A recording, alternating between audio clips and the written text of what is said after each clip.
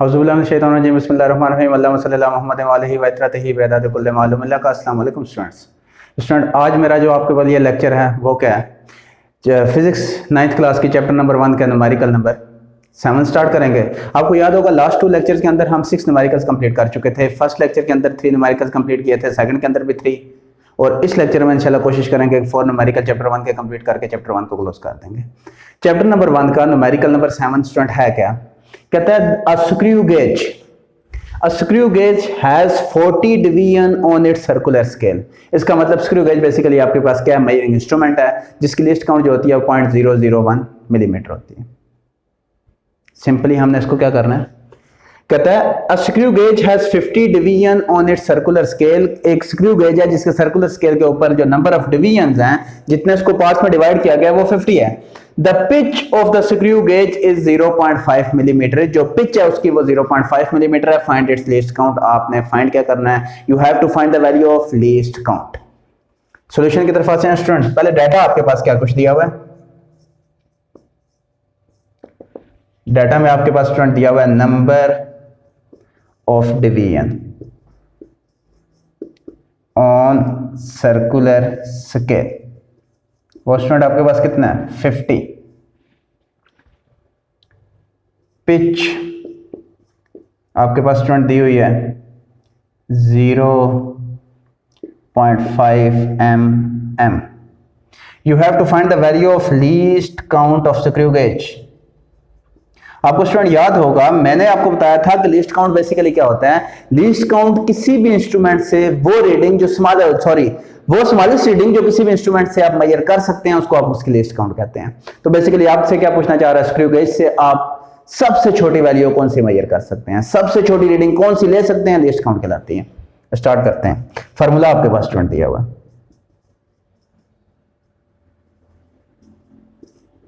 Formula आपके mind में होना चाहिए। लीस्ट काउंट को रिप्रेजेंट किया जाता है L डॉट C से, is equal to, student mind में रखिएगा, pitch divided by number of division on circular scale. ये फार्मूला है, सिंपल। लीस्ट काउंट स्टूडेंट अपनी जगह पे, पिच आपके पास कितनी दी हुई है 0.5 डिवाइडेड बाय 50। स्टूडेंट आपके पास कैलकुलेटर होगा, कैलकुलेटर से आपने सिंपली क्या करना है, इसको 0.5 को 50 पे डिवाइड करना है। मैं कर लेता हूं।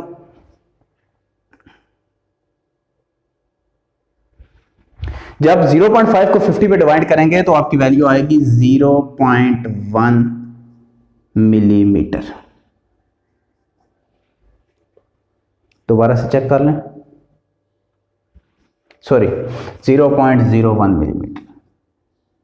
ये स्टूडेंट आपके पास लिस्ट काउंट आ चुकी है, आपका न्यूमेरिकल यहीं पे क्लोज हो चुका है। आपकी मर्जी है स्टूडेंट्स, अगर आप 0.01 मिलीमीटर को सेंटीमीटर में कन्वर्ट करना चाहते हैं तो करें, नहीं करना चाहते तो कोई प्रॉब्लम नहीं है। तो हम इसको सेंटीमीटर में कन्वर्ट स्टूडेंट नहीं करते।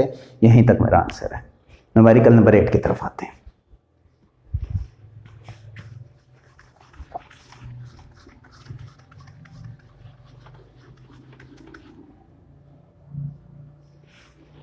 न्यूमेरिकल नंबर 8 स्टूडेंट आपके पास दिया हुआ है, which of the following quantities have 3 significant figures. Which of the following quantities have 3 significant figures।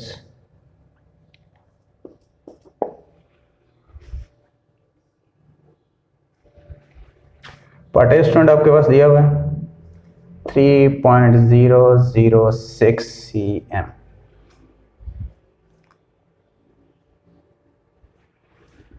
Part B आपके पास दिया हुआ है 0.00309 kg। पार्ट सी आपके पास दिया हुआ है 5.05 multiply by 10 raise to power -27, 5.05 multiply by 10 raise to power -27 kg। Part D आपके पास दिया हुआ है 301.0 सेकेंड, 301.0 सेकेंड। स्टूडेंट, इस क्वेश्चन को सॉल्व करने से पहले मुझे एक दो बातें आपको ध्यान में रखनी होंगी कि हमें जब भी सिग्निफिकेंट फिगर फाइंड करने होते हैं तो उसके लिए रूल्स क्या होते हैं। वो रूल्स अगर आपके माइंड में हुए तो आप इजीली इस क्वेश्चन को सॉल्व कर लेंगे। अगर आपको रूल्स माइंड में नहीं रहते तो इनको सॉल्व करना काफी मुश्किल है। तो रूल्स पहले मैं आपसे रिपीट करूंगा, आपको कुछ डिटेल में बता देंगे। फर्स्ट पार्ट की तरफ अगर आते हैं, हमने जस्ट बताना है सिग्निफिकेंट फिगर कितने हैं, तो आपने रीडिंग देखनी होती है। रीडिंग में जितने भी हमारे पास काउंटिंग आ जाती है 1 2 3 4 5 6 7 8, ये सारे के सारे बेसिकली सिग्निफिकेंट ही होते हैं। सिग्निफिकेंट की डेफिनेशन आपको याद होनी चाहिए कि कोई भी रीडिंग है, उस रीडिंग के अंदर जो 100% श्योर डिजिट्स हैं हमें, और जो फर्स्ट डाउटफुल डिजिट है वो आपके पास सिग्निफिकेंट फिगर होता है। तो कोई भी रीडिंग आपके पास आ गई है, आपने इसमें से सिग्निफिकेंट कैसे फिगर फाइंड करना है ध्यान में रखिएगा। 3 भी सिग्निफिकेंट है, 6 भी सिग्निफिकेंट है। तो सिग्निफिकेंट फिगर फाइंड करने का रूल ये है कि दो सिग्निफिकेंट फिगर्स के दरमियान में जितने भी जीरो होंगे वो सारे के सारे भी सिग्निफिकेंट फिगर हो जाएंगे। तो अब 3.006 का मतलब इसके अंदर सिग्निफिकेंट फिगर कितने आ रहे हैं स्टूडेंट? 4। तो आपने सिंपली आंसर के तौर पे लिख देना है significant figure is equal to 4। Answer है ये पार्ट बी की तरफ। स्टूडेंट माइंड में रखिएगा, ये तो आपके पास 309 तो सिग्निफिकेंट फिगर है ही है। अगर 3 से पहले या किसी भी डिजिट से पहले, नॉन जीरो डिजिट से पहले वाले जो जीरो हैं वो सिग्निफिकेंट फिगर नहीं होते। अगेन बात को रिपीट कर रहा हूं, नॉन जीरो डिजिट से पहले वाले सिग्निफिकेंट फिगर जस्ट स्पेस के लिए यूज किए जाते हैं, वो कभी भी सिग्निफिकेंट फिगर नहीं होते। तो मींस 0.00 सिग्निफिकेंट फिगर नहीं है, तो यहां पे सिग्निफिकेंट फिगर आपके पास क्या आ जाएगा? 309। तो significant figure is equal to 3, 1 2 3। Part C पे आते हैं स्टूडेंट। हमेशा ध्यान में रखिएगा, जब भी आपकी वैल्यू साइंटिफिक नोटेशन में आ जाए तो एक्सपोनेंट को छोड़ के बाकी जितने भी डिजिट्स हैं वो सारे के सारे सिग्निफिकेंट होंगे।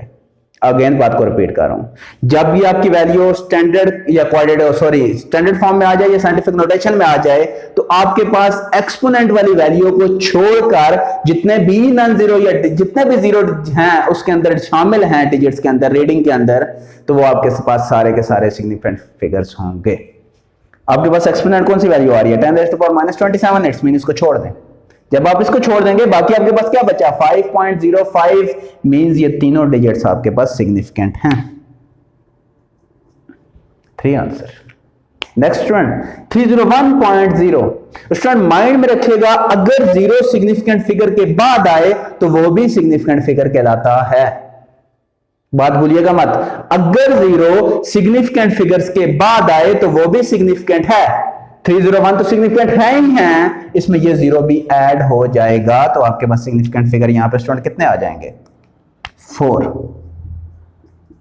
तो ये आपका आंसर है। क्वेश्चन में आपसे पूछा गया simple, which of the following quantities have 3 significant figure?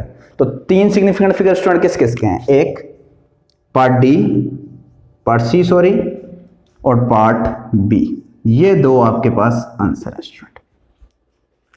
इसके साथ ही मेरा क्वेश्चन नंबर 8 भी कंप्लीट हो चुका है। क्वेश्चन नंबर 9 की तरफ आते हैं।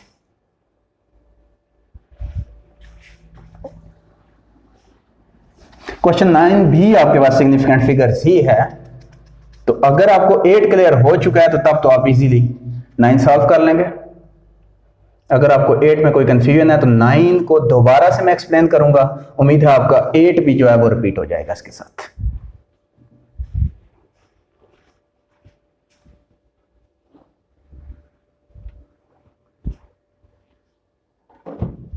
देखिएगा स्टूडेंट क्वेश्चन की तरफ। What are the significant figures in the following measurement? Numerical number 9. What are the significant figures in following measurement?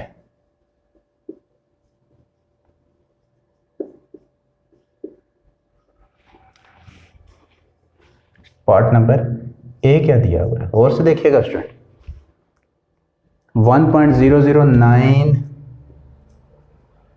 Metre.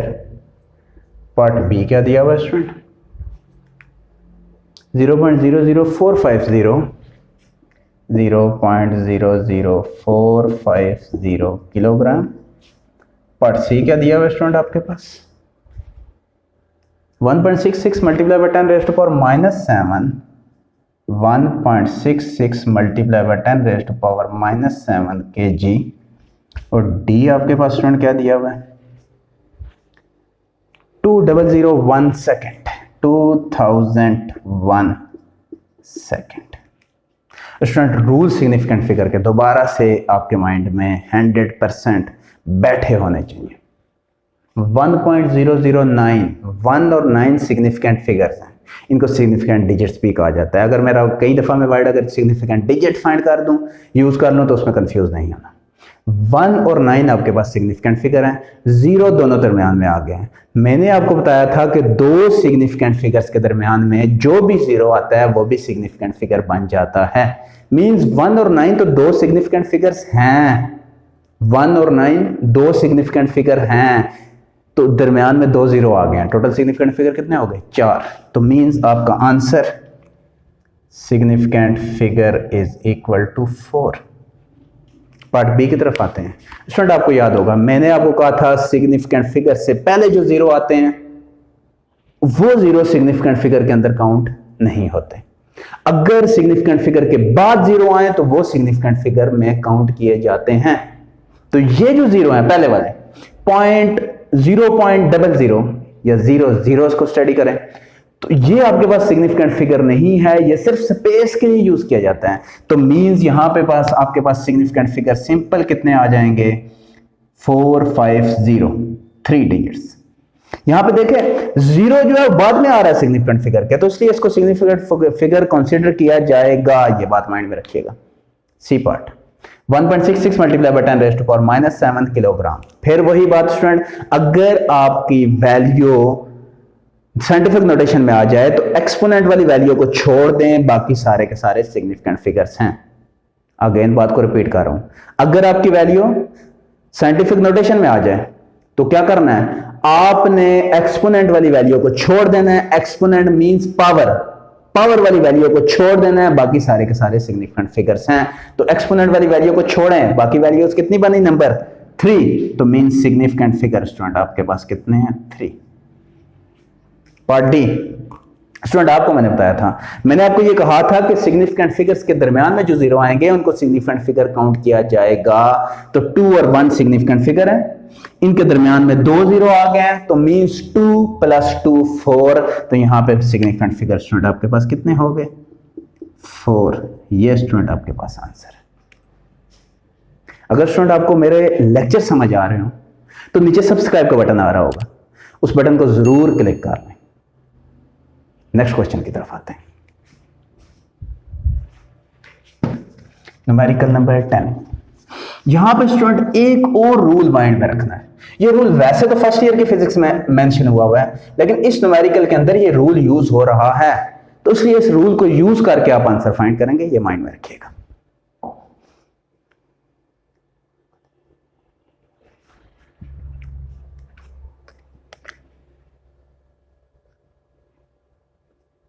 Numerical number 10 क्या कह रहा है स्टूडेंट, कहता है a chocolate wrapper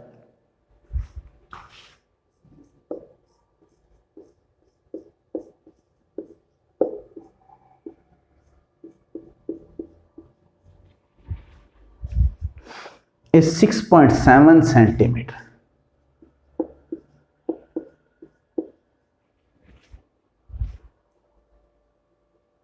long and 5.4 centimeter wide, long and 5.4 cm wide.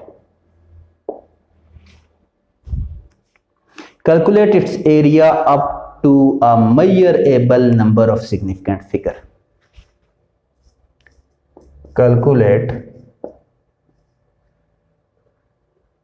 its area up to